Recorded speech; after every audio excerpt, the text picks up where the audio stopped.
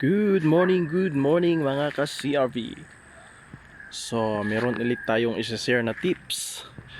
Kasi itong auto ko is pinalitan ko na lahat-lahat ng pangilalim.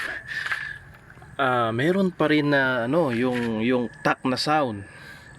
So, nahirapan ako ditong hanapin. So, unang-una, yung ginawa ko, pinarepack ko yung CV joint na hindi naman pala yan kasi normal yan na gumagalaw. So sayang yan, natanggal yung original na grease nito. So ang unang ginawa ko itong caliper, yan, linagyan ko siya ng high temperature sealant. Yan, tingnan nyo, tumigas. Tapos linagyan ko ng Teflon ito.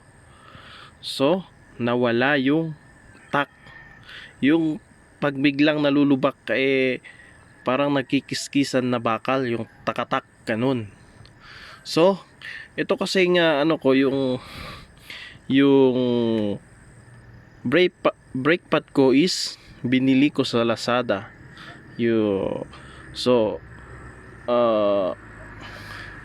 hindi maglapat yung nito Tignan ko yung gumagalaw siya So kung original yung binili ko, medyo makapal siguro ito yung bakal.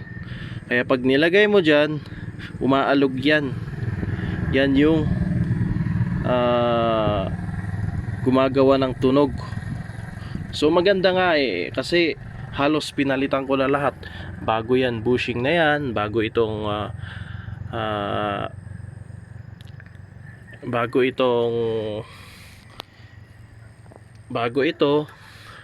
tapos halos lahat ito, tapos bago yung mounting nya. So hindi pa rin natanggal yung tack sound, pero nung ginawa ko ito, nawala. So ito lang pala yung solusyon. So ganun, gumasto ako ng malaki, pero at least napalitan na lahat.